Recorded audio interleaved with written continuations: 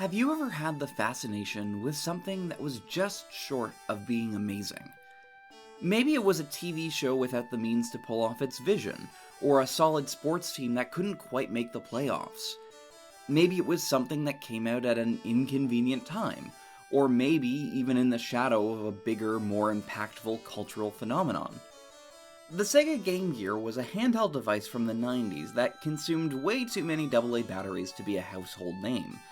But inside that console's library is a hidden gem with a story to tell. A game that was released to battle a titan, even if that was never its design. A game that iterated on its past and learned some lessons from its competitors. And a game that, despite all its improvement, still never quite made it out of being second best. What is Super Columns? How did it get made? Well, join me if you will, and with a little bit of history, we'll see why this little gem is certainly not a jewel worth forgetting. But before we get to that, I guess we have to talk about Tetris? In the world of 90s puzzle games, there was Tetris, and there were those who wanted to be Tetris. Alexei Pajitnov's classic had gone from office computer sensation to become one of the first games universally beloved by any nationality, age, or gender. Its rules are almost immediately understandable, it's infinitely replayable, and I'm wasting my breath because it doesn't need any introduction. The House of Tetris was a strong one.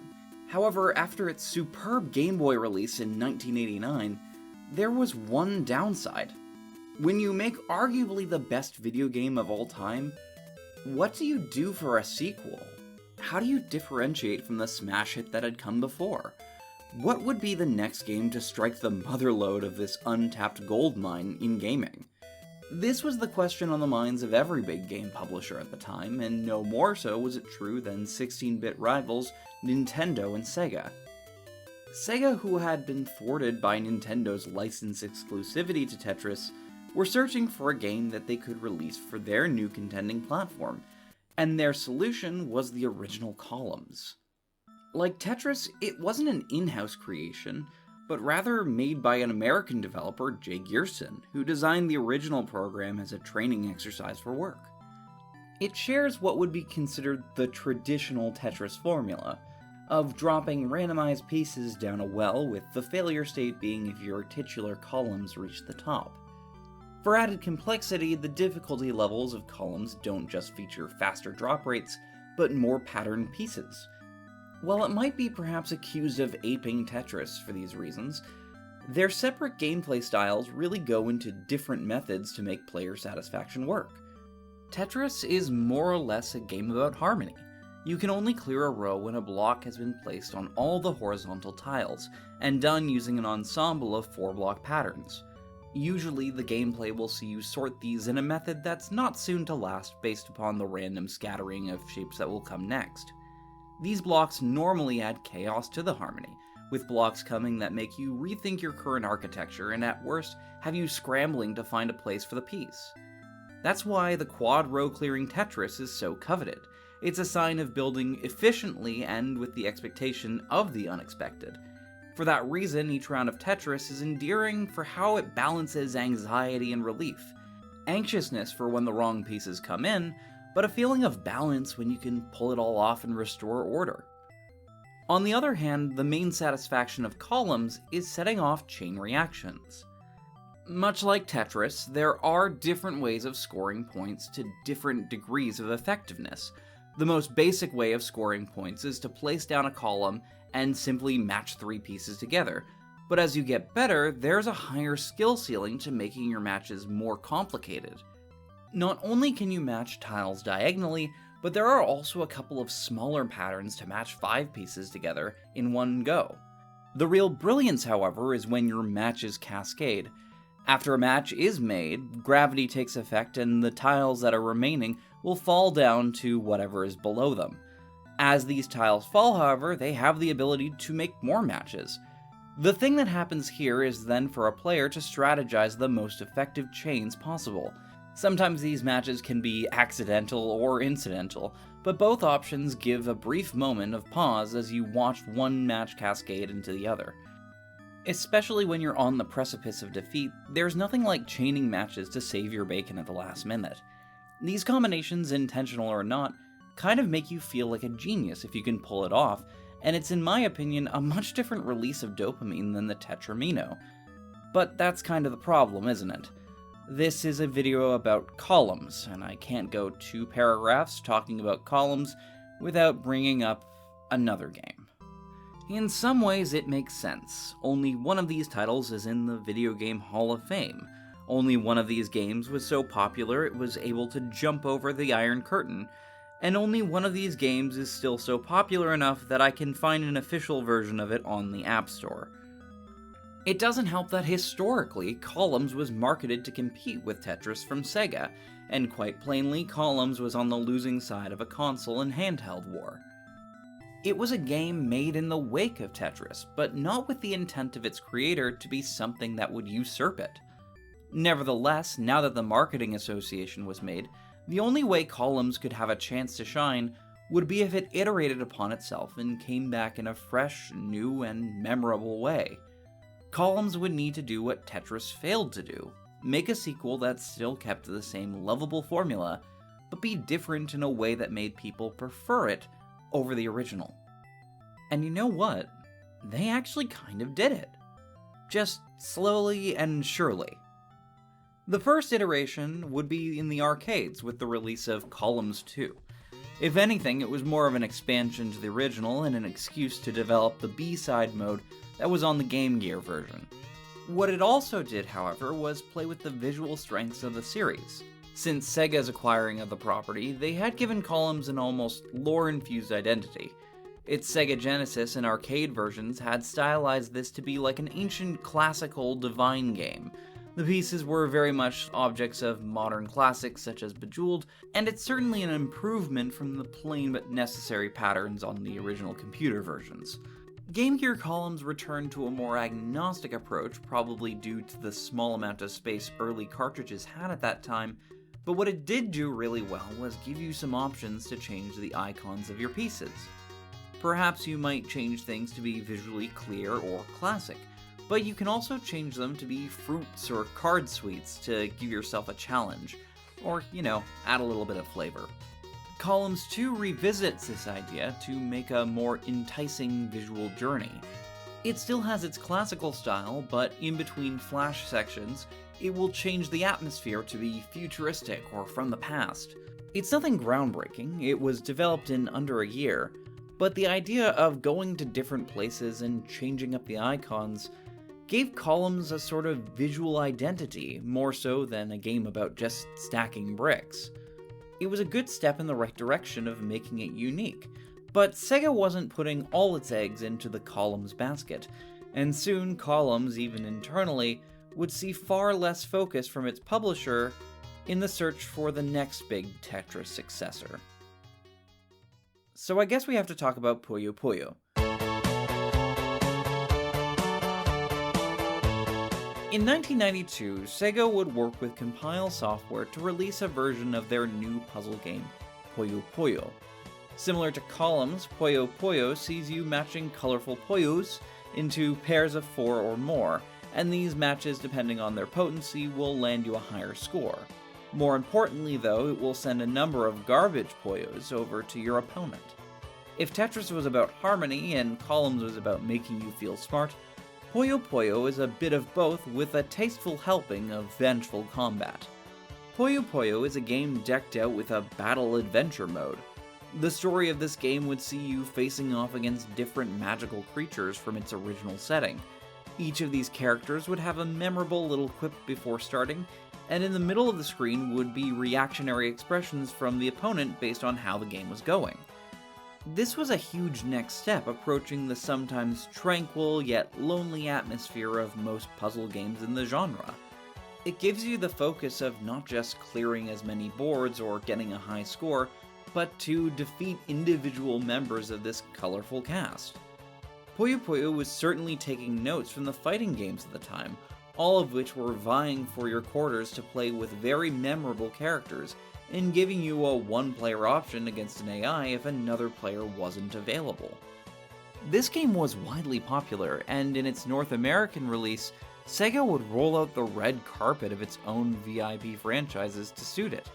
In 1993, Poyo Poo would change to Dr. Robotnik's Mean Bean Machine, changing out the stranger and less palatable Japanese influences for some Saturday morning cartoon characters. It's a really solid version of the game, and this is a video about columns.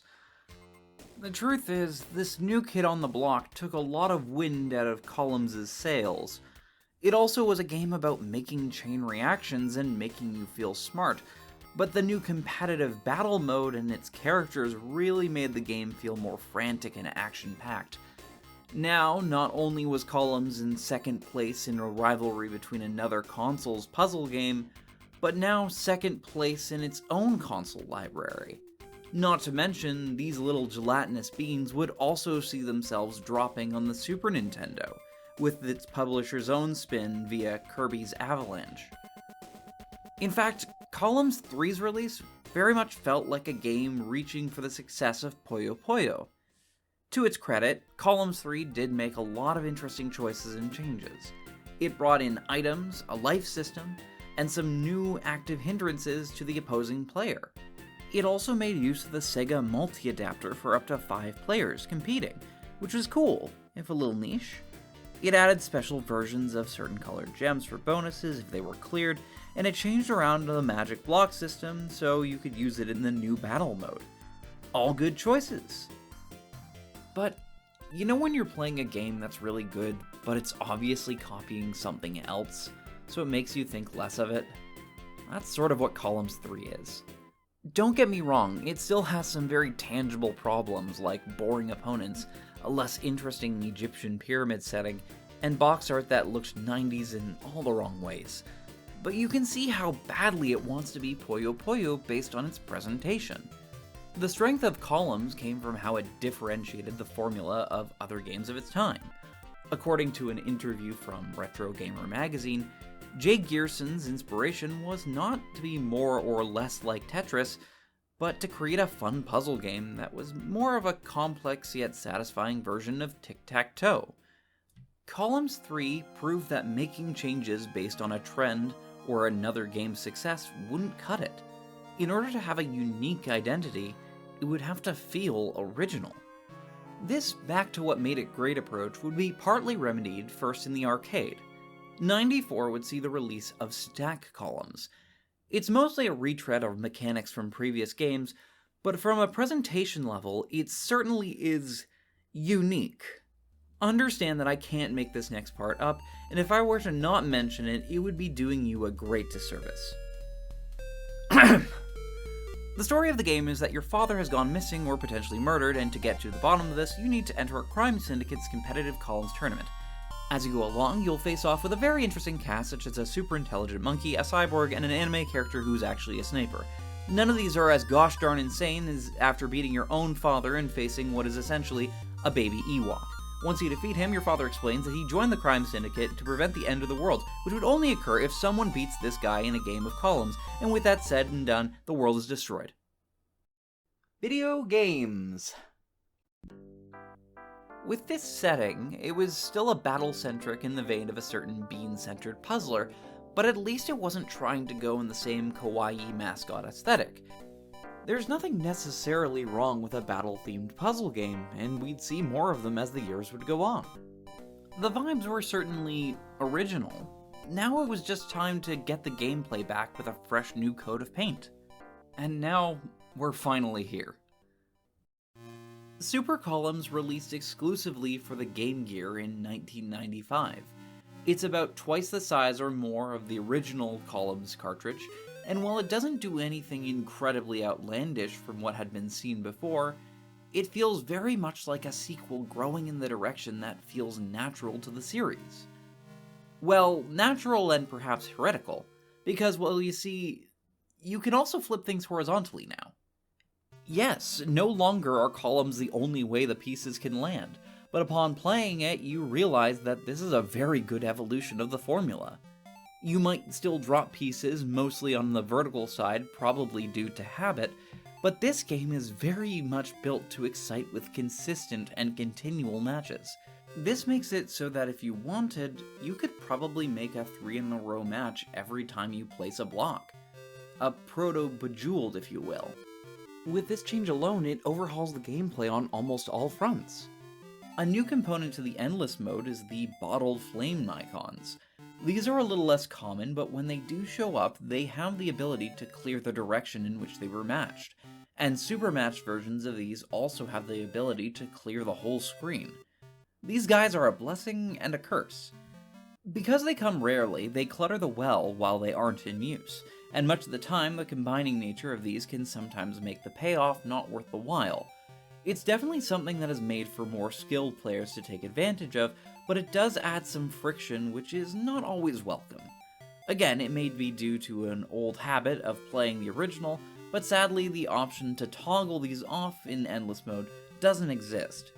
Unfortunately, you also only have 2 variations of piece types, so if not having fruit pieces was a deal breaker for you, I'm sad to say you'll be disappointed. For these reasons, it's actually not the worst idea to have both versions on the Game Gear, and it could have been that the publisher's intent was to make it that way for a reason. Intentional or not, these are minor gripes at the end of the day. If you're looking for something a little bit more standard, though, and more to the original source, you can always check out the Flash mode, which is still here, and has had some additional fixings to be more updated like Columns 2. The game features again a story mode, but returns to the classical period setting, this time being a mysterious Phoenician city with a powerful MacGuffin on the line.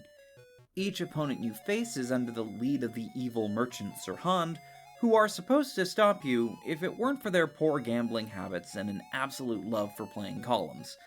It's a very basic story, but it can't be harped on too hard. Brevity puzzle plots are a virtue, and this one is good enough to set the stakes in story. If you're looking for something more complex, well, you know where to look. The underling merchants aren't too different in their conversations, but each will show their identity in how they play. Super Columns' battle mode trims down the fat a bit from Columns 3, in that it doesn't contain items from the console version that would pause gameplay. It does, however, rework the battle ability system.